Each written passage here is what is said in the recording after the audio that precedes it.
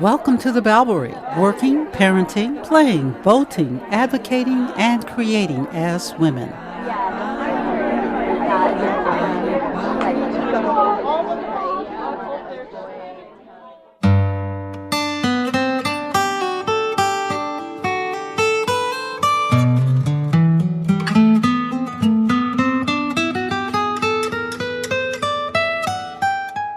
I'm a lot more able to be vulnerable, which I think has impacted my music. And I'm not afraid of that vulnerability. When I was younger, I was afraid people would hurt me for that vulnerability. Now I see it as one of my greatest strengths because from that vulnerability, I'm able to be completely honest and transparent. And that makes for a deeper listening experience. This is your host, Suki Wessling. Like today's guest, jazz guitarist Mimi Fox, I discovered the guitar in my tween years. Unlike her, I didn't have that, whatever you want to call it, drive, focus, genius, innate ability to take it to a professional level. What drives people to put in the effort to get to the top of their game has been the subject of many books, articles, podcasts, you name it. We as a species are pretty obsessed with the outliers amongst us, and there's a lot of mythologizing about what makes them special. I hope not to do any of that here because I feel like the mythologizing obscures the individual, who is generally much more interesting than the myth. I was literally stopped in my tracks the first time I heard Mimi Fox play live. I was wandering through the Monterey Jazz Festival, much of which takes place in outdoor venues. Mimi was sitting on a stage, hardly separated from the audience that surrounded her in a courtyard. I think you're going to hear the quality that really spoke to me when you listen to this interview. Mimi is real. She was on a stage, but she was really there with the audience, speaking to us as if she had invited us over to a jam in her living room. In this episode, we'll talk about the life experiences that made Mimi real, how she navigated a jazz career when few women were instrumentalists, how she approaches her music. We'll listen to some of her music and hear her explain what she tried to express through her guitar.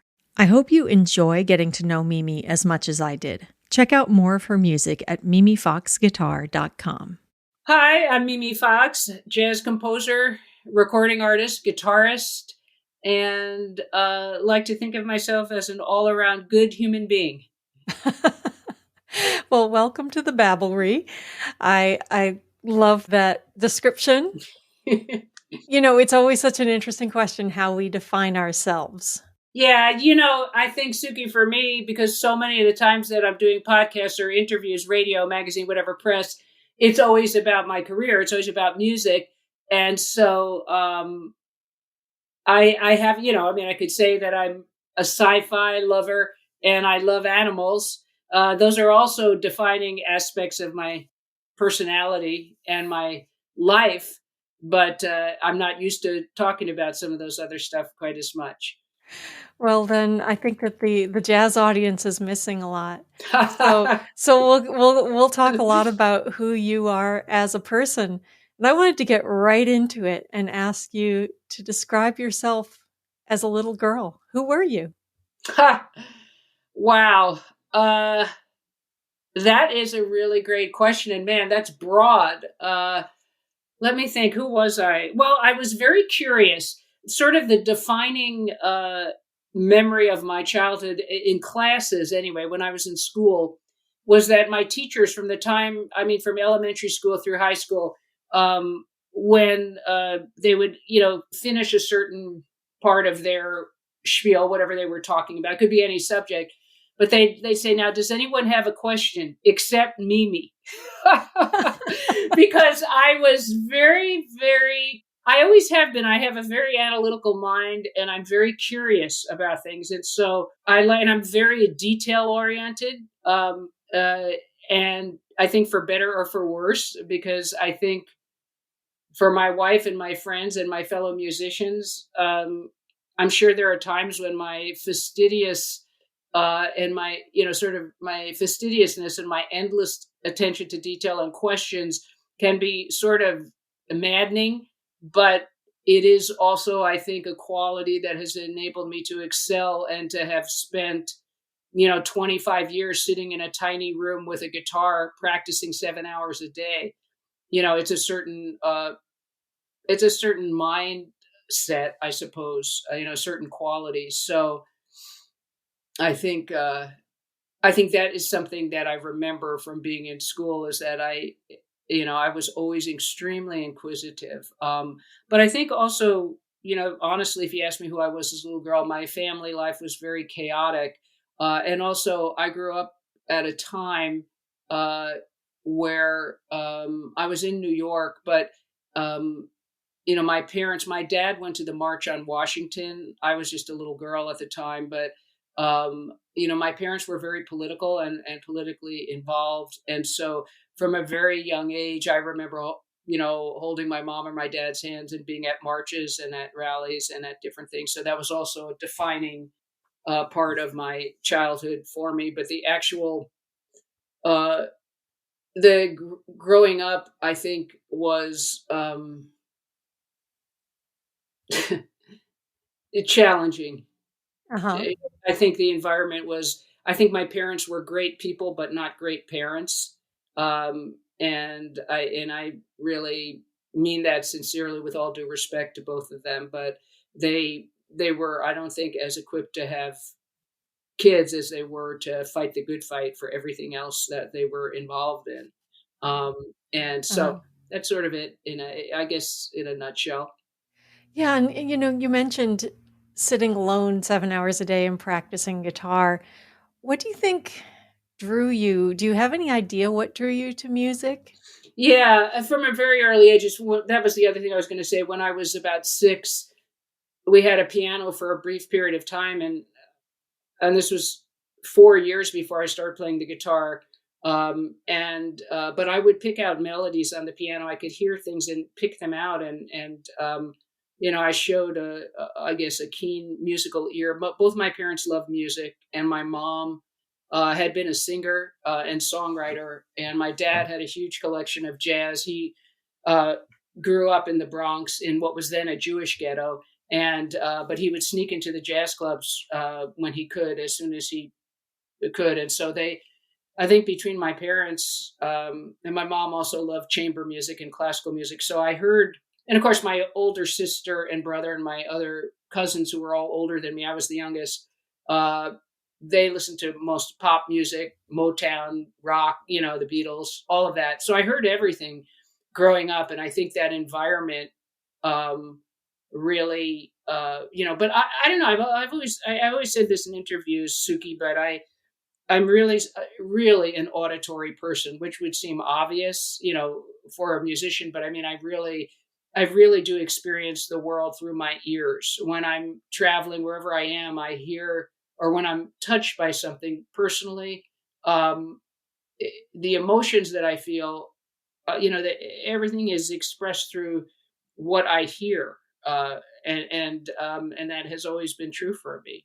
Music always touched me on a very deep level, and it was a visceral experience that I would have listening to music from an early age. I would start sobbing when my mom would play me things, uh, and it was always very moving. I mean, my mom, again, not exercising the greatest discretion, like, would play for me Billie Holiday's "Strange Fruit" when I was, 7 years old, which is, Mhm. I was precocious, but not that precocious. I had nightmares for months because my mom told me what it was about. And, you know, but I think I have always just been very touched, by music. I think most musicians, most artists are very sensitive people. And I think that having an expression, uh, I'm very grateful that I started playing at such an early age, because I had that outlet, um, and through some very hard times, particularly in my adolescence. And so having music as it really was my best friend for many years. We moved a lot when I was growing up, and there was a lot of chaos in my parents' relationship and in the home. So I think uh, having something that was, my older brother and sister would make fun of me when I was a kid, but I would often fall asleep with my guitar, sleeping with my guitar, and fall asleep with it and wake up with it, And this is when I was like 10, 11 years old. And really from the minute that I had a guitar in my hands when I was 10, I said to my mom, I said, Mom, this is all I ever want to do. I just knew it. It was like a fate. That's amazing. And I know, I mean, I'm sure you know this, that a lot of the music that, especially in the Spanish tradition, that has been written by, for, and about guitars celebrates the guitar as a woman. And you were sleeping with your arms around your guitar because, the female shape Yeah. is sort of obvious. But also the intimate relationship that you had. It sounds like you didn't feel like you had that much of an intimate relationship with your parents and your family. Yeah, it was troubled, and I will just leave it at that. Um I'm not a person, because I'm a public figure, to go into great length about my tortured childhood and adolescence, which it really was. However, I will just say that yeah, music was solace for me for sure. It was, Mhm. and definitely I think my best friend. We're speaking with jazz guitarist Mimi Fox. Aside from a few upcoming gigs, Mimi says that at this time in her life, she's exploring the concept of downtime, catching up on Star Trek, and working on writing a jazz opera. But long before she got to this point, she was driven to excel in her chosen profession. Unlike many musicians who talk about putting in work to get where they are, Mimi speaks about music as a relationship that she's had to build. To this day, is something that I talk to conservatory students about. Those, many students that I've seen that are career bound, serious players. I will talk with them about the fact that, it's a lifelong relationship that you're having with this instrument, and it is its own unique uh, relationship. And it's hard to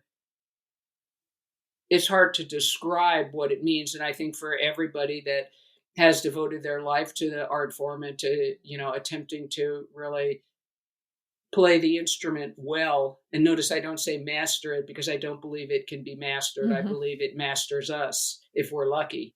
But I think, it is definitely, it can be a very personal thing for everybody that has this, long-term Mhm. intimate relationship with it.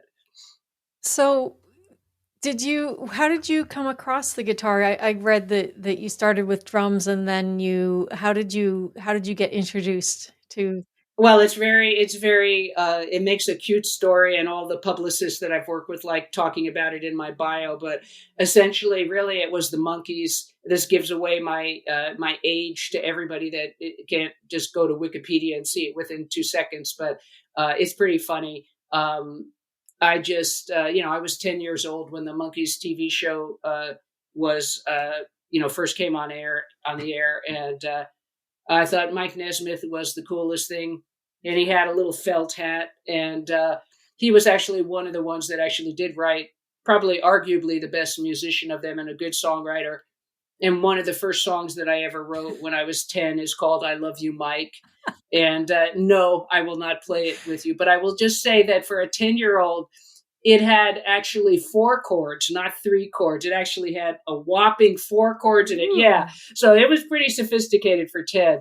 But yeah, it was the Monkees. And then, of course, my older sister and brother were like, Mimi, the Monkees are not really good. You should listen to the Beatles. They're much hipper, And then that started a whole series of things.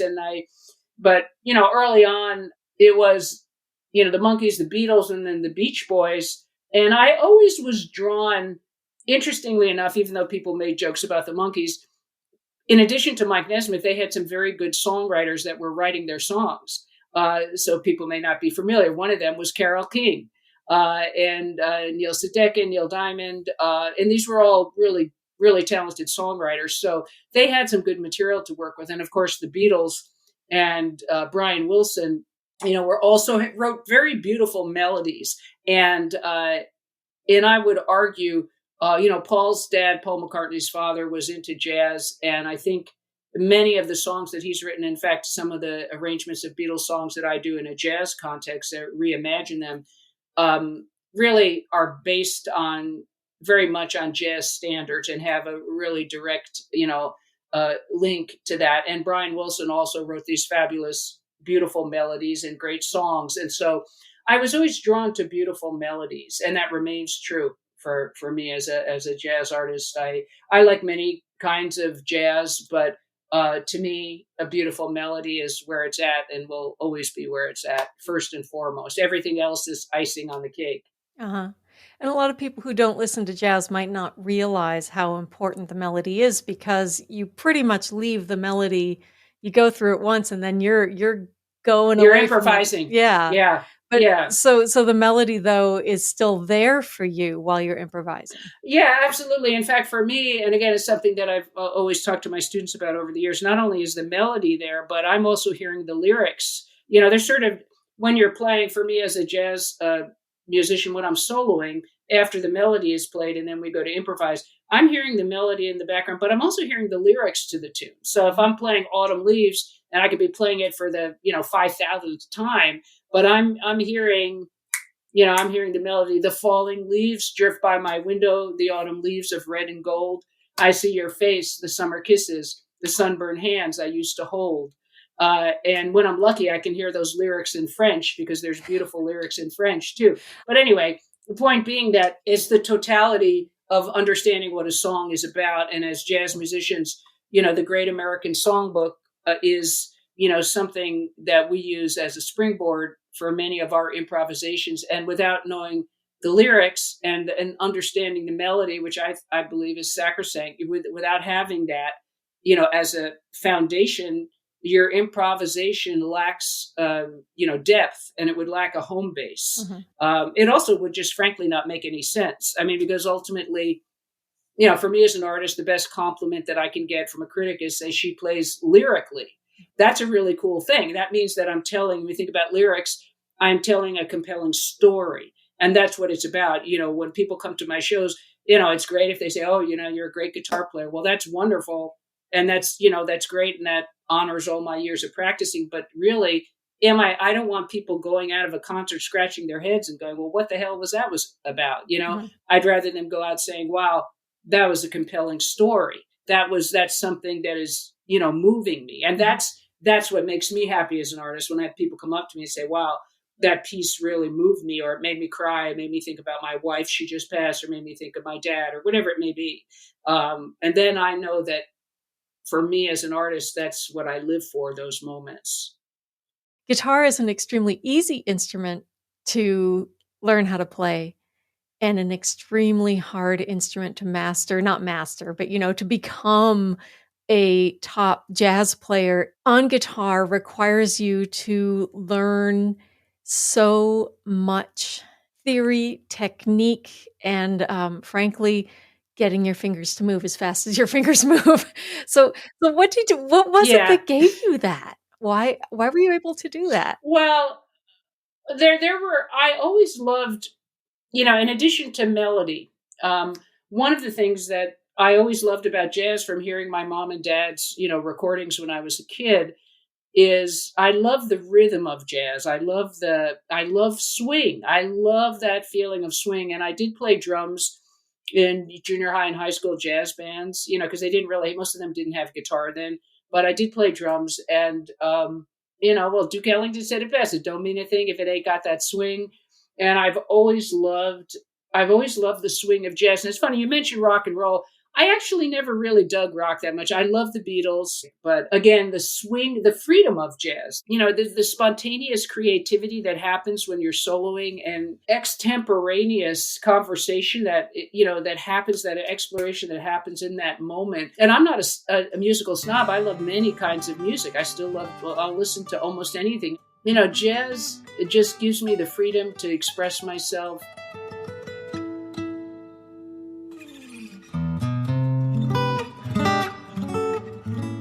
We're speaking with jazz guitarist Mimi Fox. Coming up, Mimi's take on the Beatles' Blackbird and reflections on being a woman instrumentalist in jazz.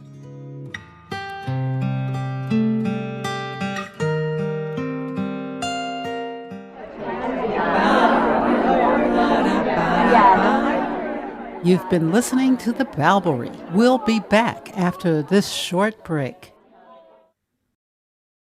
That's good to know.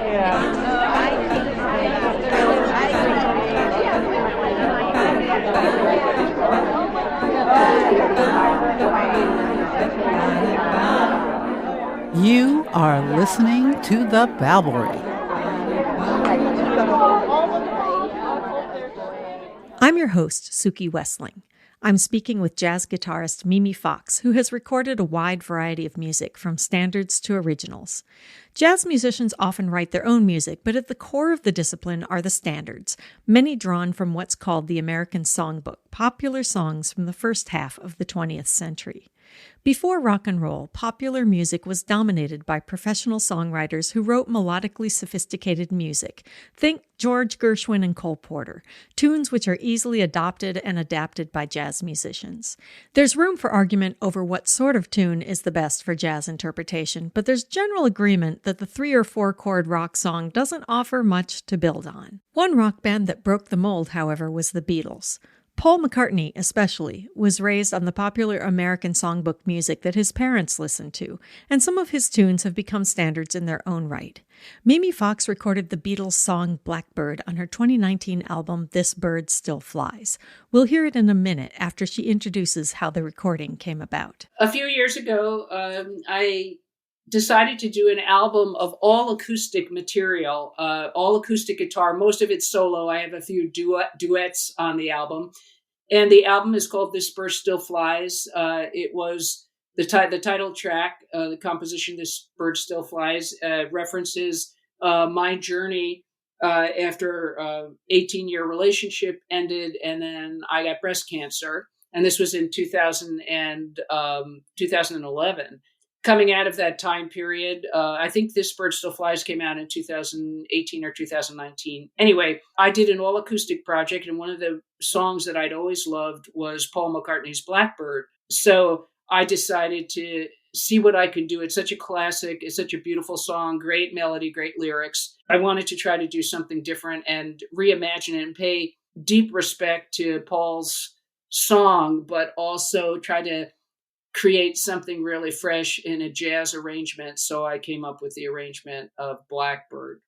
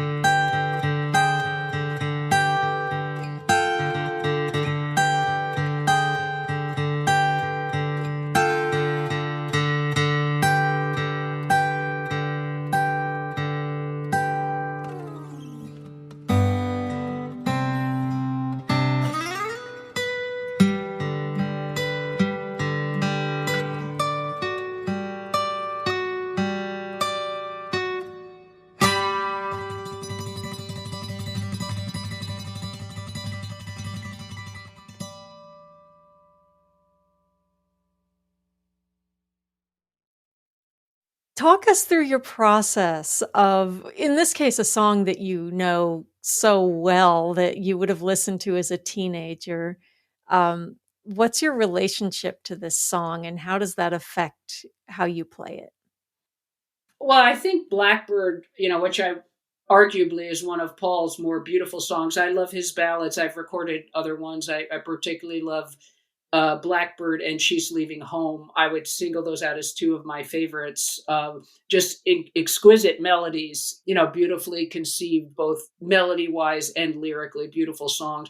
And Blackbird is a story about, resilience, and it can mean many different things to many different people. To me, I had always loved the song, and it had personal resonance, as it does, I think, for many people. And all great songs do this, where they are universal but personal at the same time. And I think Blackbird is a great example of that. But for me, some of the challenges that I've had in my life to remember that I can soar. And again, the title cut from the album is "This Bird Still Flies." So it sort of makes sense that Blackbird would be one of those birds that is, still flying. So I love the connection with that. But also, I found out at the time, right before I recorded it, a student of mine sent me an article from, I think it was Rolling Stone magazine.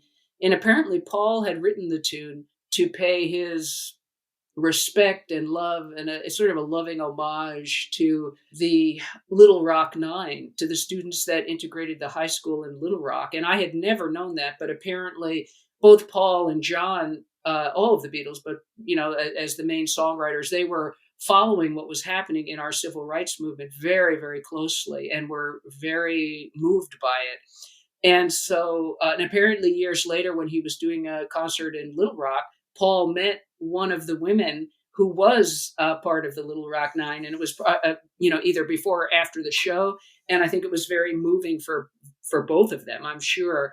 But when I found that out, so the song was originally, I think, going to be called Black Girl, and then he changed it to Blackbird and developed the song from there. But that made me love the song even more. And I was reading the article in Rolling Stone, I just started crying, and I was like, so it has so much meaning to all of us for whatever we want to attribute to it. Again, as all great lyrics do, both universal and personal. But when I read that, that just made me love the song even more. And I knew then that I had to come up with a creative, arrangement. So, there's a lot that comes to bear when you take such a classic, iconic song and try to find something, different to create, but also because you have to first, as I mentioned, earlier, the melody is sacrosanct. So you have to honor the melody and yet try to flesh out the harmony in a way that respects the meaning and intent of the song and the lyrics, and yet sort of opens it up, if you will. So the bird is really taking flight and really, is something that has to be something fresh out of something so familiar, if that makes sense, Suki. So that's what I try anytime, I take a piece that is written by someone else, a standard, whether it be a jazz or in this case, a Beatles standard, try to find something fresh to make out of it. Mm-hmm. And I noticed you talked about how when you did that album, you had come out of a long relationship and also were being treated for cancer. And those two things are both things that you're experiencing alone, and you chose to make a solo album. Do you feel like you needed that solo experience to reflect how you were feeling at the time?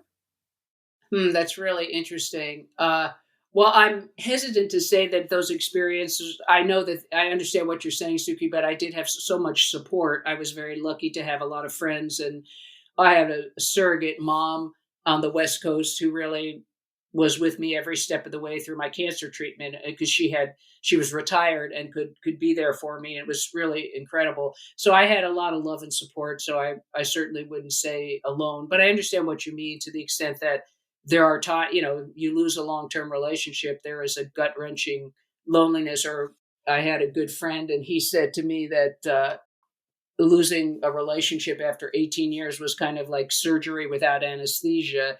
And I always thought that was I was always grateful for him for giving me that, very, I don't know, it felt right. It just felt right when he said that. So that was incredible. And also through my cancer treatment, I, was fortunate they caught it very early. And I did have a lot of support from many friends, a lot of love in my life, which I was very grateful for. But I think maybe what you're talking about is a sort of period of introspection that could happen after those things. And I've always been a very introspective person.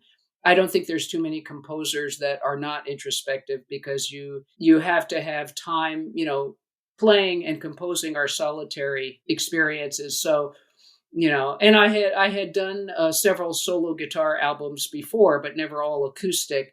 But I think it was more so to get to I think the core of what you're asking me, Suki. I think the acoustic element of that album was more a result of those two things, of the relationship ending and cancer, because acoustic guitar was the first instrument that I started on. And so even though I went on to, play my jazz box, as it's referred to, my jazz guitar, and, have my own model with Heritage Guitars, which is an electric jazz hollow body, a different type of guitar.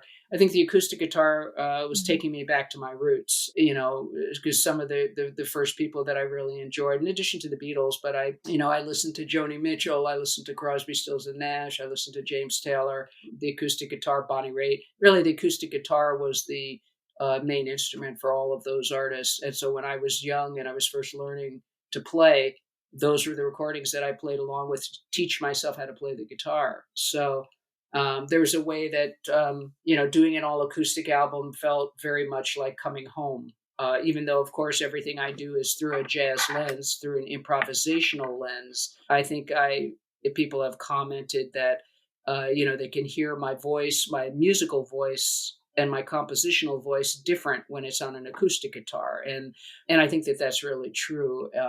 It's also, the acoustic guitar, you can feel the wood against your body when you're playing. There's a resonance and an immediacy to it that I think is different than when you're playing an electric guitar, because the sound is coming right from you and your hands and your fingers and your six strings and the wood against your body. It's a very personal experience and a personal expression. When guitarist Mimi Fox came up in the jazz world, she was unusual, and 30-some years later, she still is. When you see a woman on a jazz stage, she is almost certainly a vocalist. And although estimates vary about instrumentalists, there are at least 4 times more men in the pro ranks, and it seems that the imbalance is even greater amongst amateurs. These days you can learn jazz at universities, but to really learn jazz, you go to jams. Jams are often competitive and extremely masculine. In this next part of our interview, Mimi mentions the book she's working on, tentatively titled Woman Musician's Survival Guide, which she points out has taken so long to write that now she needs a new title to match our more gender-inclusive society. When I started the book, which was about 8 years ago, things have changed. Things are continuing to change. And I think the jazz world, both, like booking agents, festival promoters, venues, magazines, they've all made a big push to really support. And there are a lot more great women instrumentalists that are making names for themselves, including some wonderful guitarists. And so that's really exciting. But yeah, when I was younger, when I could have my guitar strapped right on my back and I'd go up at a jam session and the leader of the jam session would say, "Well, what do you want to sing, sweetie?" And I'd say, "What is this?" Eventually I got so irritated. I said, "Well, what does this look like on my back? Take a look at this. Does this look like a golf bag?" Because it isn't. It's a guitar.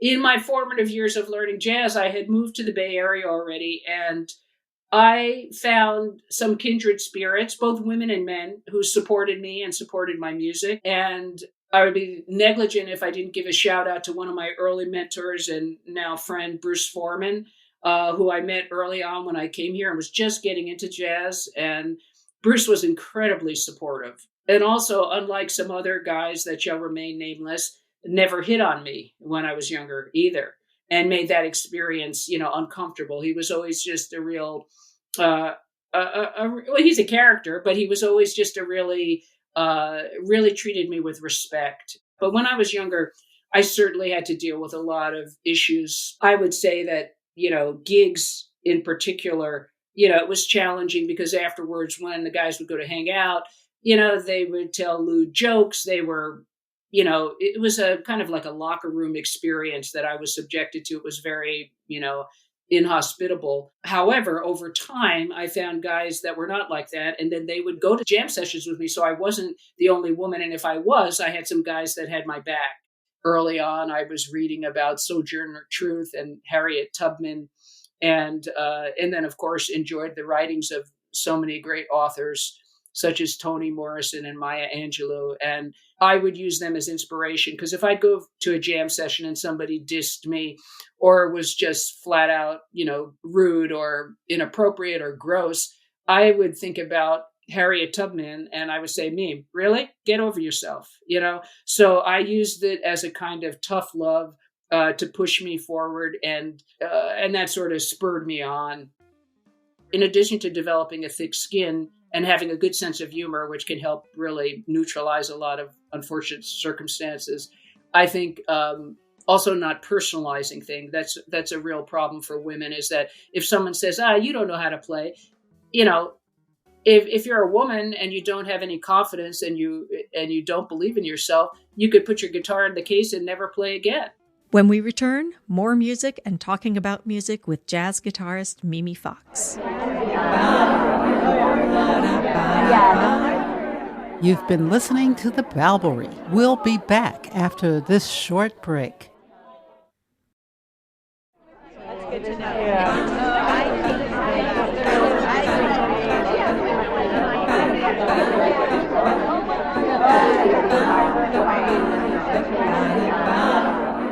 You are listening to The Balbory. I'm your host, Suki Wessling. I'm speaking with jazz guitarist Mimi Fox about her life as a female jazz musician. In this last segment of our talk, we turn to the music itself, the sound, and how Mimi speaks music as a language. Let's start by listening to her composition East Coast Attitude from her 2004 album, She's the Woman.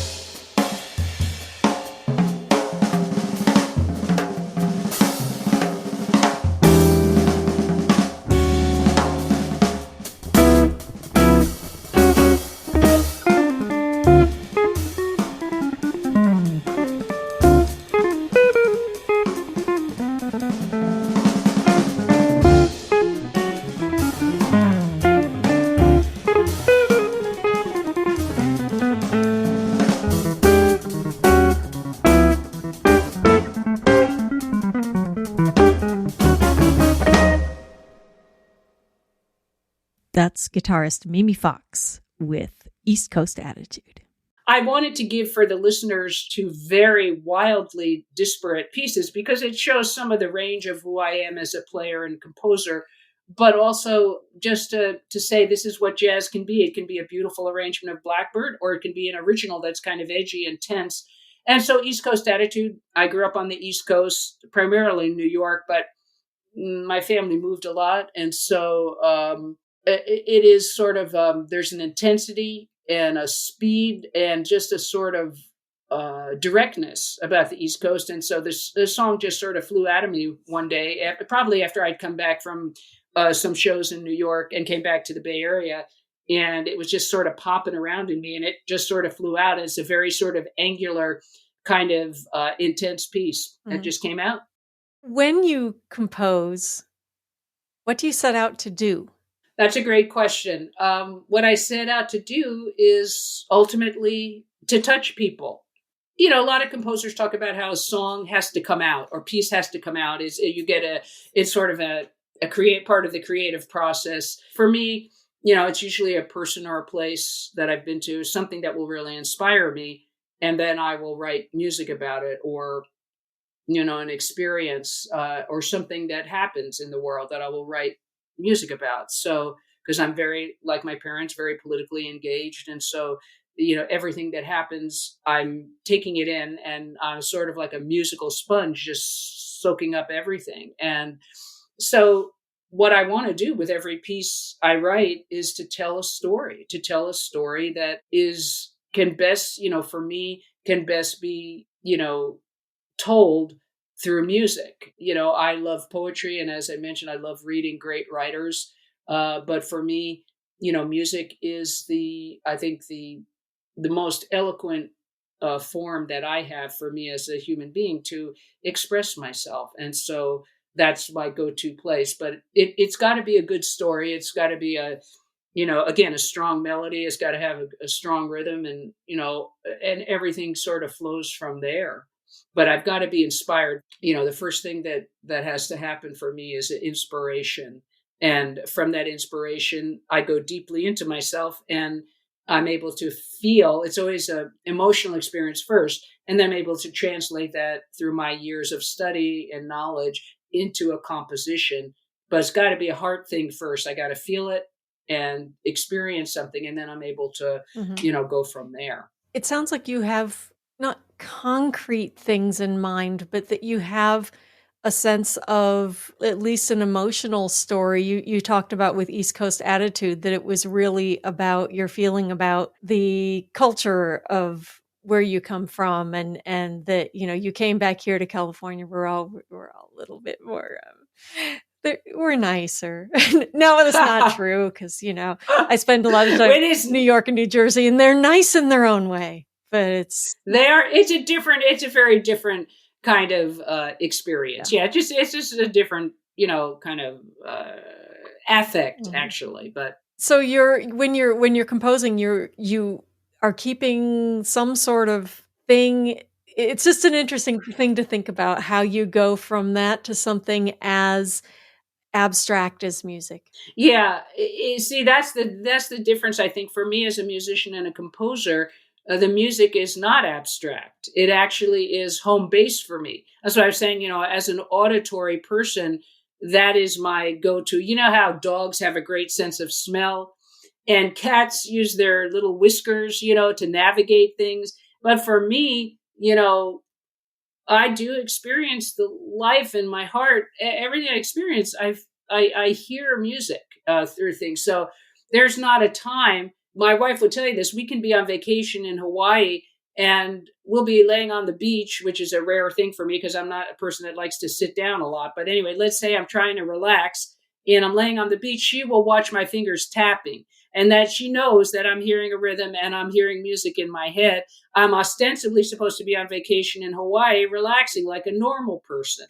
That doesn't always happen. So for me, again, music is not abstract. It's very concrete, and it just, you know, things just sort of develop as I let it emerge, you know, not so abstract for me, more concrete, just like this is what I do.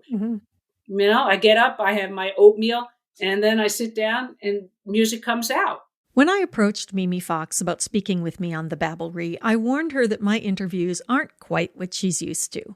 If you look up conversations she's had with music journalists where they, for example, geek out about guitar brands, strings, or obscure live recordings, you'll know what I mean. I appreciate how Mimi was willing to open up not just about her career, but herself. As I often remind listeners, the one thing a woman can't leave behind is her body. When she steps on stage, Mimi is a woman, a maturing woman, and a thoughtful one. What I started to learn was that any guy that was, treating me, in a unfortunate fashion was also treating other women and men that way. In other words, he was a jerk. The problem wasn't me, it was him. And it took me a while to get that. But once I got it, it was very, very liberating. And then as time goes on, it's an interesting thing that I have found. Usually the best musicians at the highest level that I would work with that were men, those that were really great players were able to be, including like Bruce Foreman, were able to be really supportive of me because instead of being threatened, they wanted more women players to get what they deserved. I think they took a sort of thing as like, well, it's like rooting for the underdog, and they were on my side. And I started to let the people that I could see would really be there for me, I let them mentor me and I let them help me. And I took great comfort in that. Terry Lynn Carrington, who I'm happy to call a friend and someone I've played with a number of different festivals. She did a book recently called 101 Standards. It's called New Standards, 101 Compositions by Jazz Women, in which one of my pieces is in there, which I'm really thrilled about. But partly to rectify the imbalance of all the fake books having so few compositions by women. I can tell you what they are. Anne Ronell, who wrote Willow Weep for me, Bernice Petkier, who wrote Close Your Eyes and Lullaby of the Leaves, Dorothy Fields, who wrote lyrics for many tunes. And then we start getting really pretty slim pickings from there. So it's really, just really sad. So anyway, she wrote this book, but she said once she was being interviewed, and she said, if women had been represented equally and fairly throughout the history of jazz, and then the whole way we listen and experience the music would be different. And, that's true in many things in life. We've got, it's sort of the, Mother Earth, Father Sky stuff is out of balance. A lot of women feel like their point of view on life changes as they mature. And I wondered if you feel that you're different than you were when you were young, and how it might have changed your point of view on both your career and also more intimately on your music. That's also a fabulous question, Suki. Thank you for that. Yeah, a number of things. I think one of the things that happens for all of us, and probably not just women, for men too, aging does bring with it a certain wisdom. There is the capacity to choose your battles, to take more things in stride. As I mentioned earlier in this interview, when we were talking, when I was really young and go to jam sessions, I would really personalize things. And I didn't have a capacity to see things from more of a distance. I was sort of right in the thick of things and was very adamant and more strident. And I think, so you could say I've lost some of that East Coast attitude. I don't have quite so much of an edge. I can get it if I need to, but I don't come from that place anymore as my sort of defended. I'm a lot more able to be vulnerable, which I think has impacted my music. And I'm not afraid of that vulnerability. When I was younger, I was afraid people would hurt me for that vulnerability. Now I see it as one of my greatest strengths, because from that vulnerability, I'm able to be completely honest and transparent. And that makes for, I think, a deeper listening experience for the audience. And I also, I feel like I'm playing at a much higher level because I'm more balanced emotionally. And so, there's been many changes that I've gone through personally and musically. But I think, what was I going to say? I don't know. I think that as a woman in the world, there are, things that we all sort of have to contend with.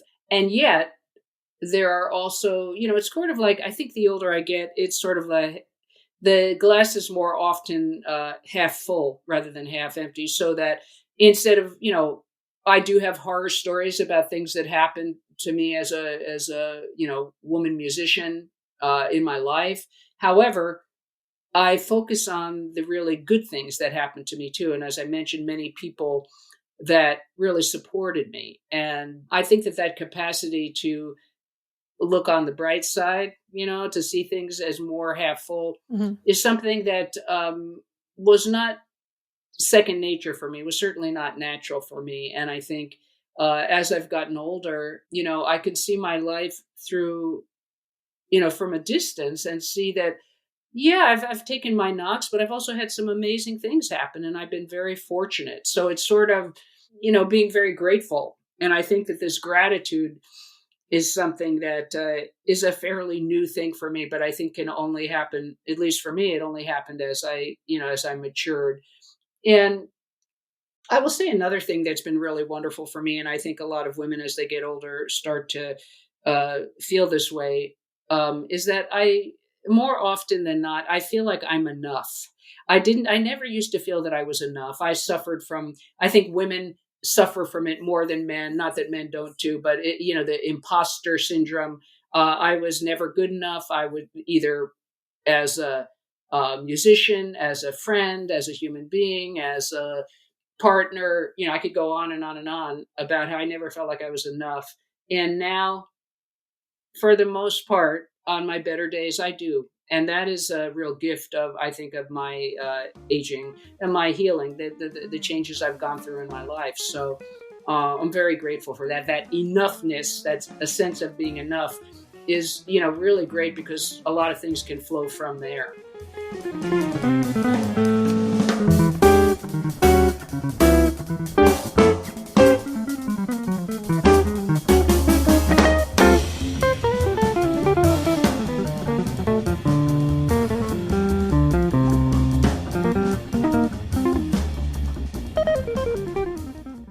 As I guess a final statement here, at this point in your career and in your life, what do you want to do as a person and an artist? What do you want to send out there? Yeah, that's a great question. Well, partly I'm hoping that by taking a little break, that that answer to your question will be more understood for me, and I will be able to answer it in a more full and cohesive way.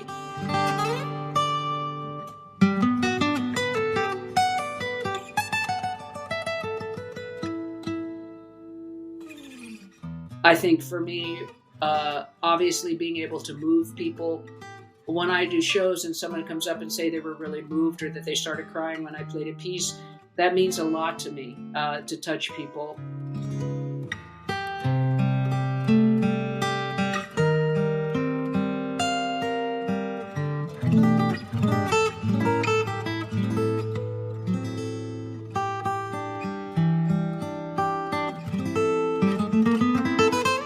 Thanks to guitarist Mimi Fox for sharing her recordings of Blackbird from her 2019 album, This Bird Still Flies, and East Coast Attitude from her 2004 album, She's the Woman. You can learn more about Mimi's music and touring schedule at mimifoxguitar.com. Thanks for listening.